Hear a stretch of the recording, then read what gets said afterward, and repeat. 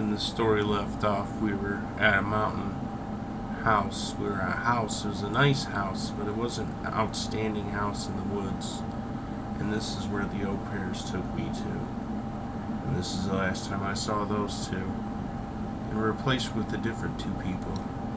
A man I never saw in a chair, and I think all he ever said was, "I want it." And he wanted the bee. Some kind of a bee. I didn't understand. He was looking for some sort of a bee man, and I didn't know what he wanted.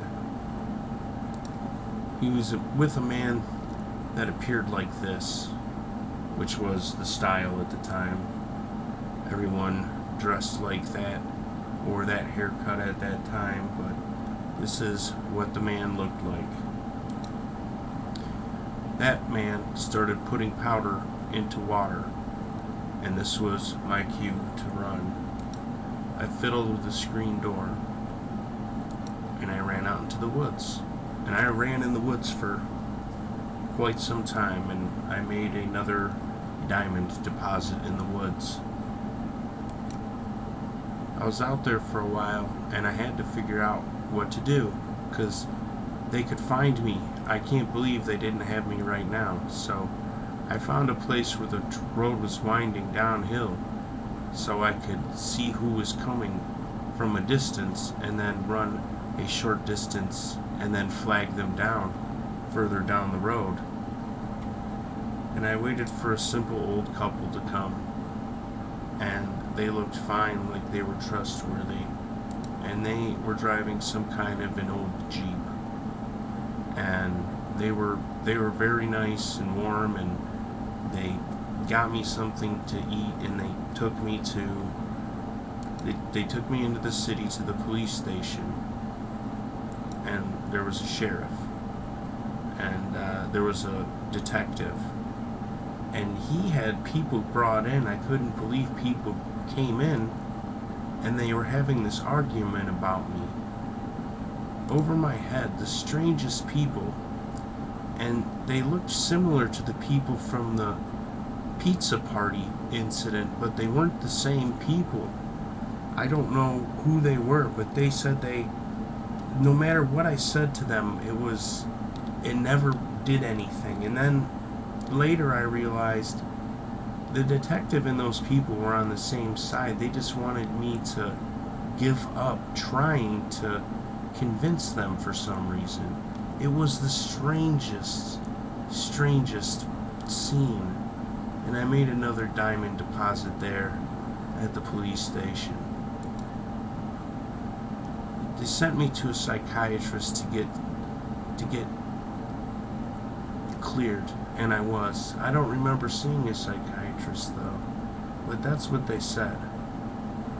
And then I was taken to some sort of an army hangar, and there was a flight simulator, I think, an old chopper simulator that was green in one room, and just past it there was the Ark of the Covenant, and it was hooked up to some kind of an alien keyboard.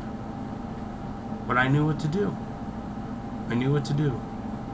So I went over to it, and I typed in my little code. And he said, "You know what you're doing?" I said, "Yeah." I'd seen the book from the bunker. The book with the weird shaped book with all the icons in it. I knew what to do. I knew how to use it. I saw the book. And they took me from there to my house in suburbia, where I lived most of my days at.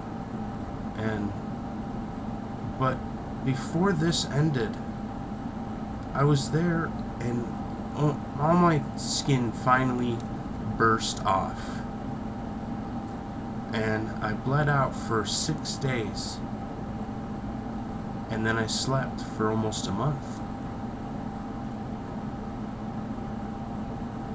and then 2 more people came and kidnapped me. This is sort of what the girl looked like, and this is sort of what the man looked like. this could be, this could be who he was. And they had put some sort of a catheter or something in me, and I could not urinate. And I was starting to fill up with fluid, and I couldn't explain it. And I did not feel well. So I grabbed the girl and I took her into the bathroom where we went to eat at the Sign of the Beef Carver, and I tried to enter her. And when I did, I EJ'd, and then I could urinate. And once I had urinated, I passed out, and everything went black. I can't remember what happened for a long time after that. They returned me to that house in suburbia. And the next sequence in the sequence of events, I don't know what it is. Because I think that ended the very first chapter of my life. Because all of it in there makes very little sense, and there's almost no continuity to it. And that's what I remember from when I was a little boy.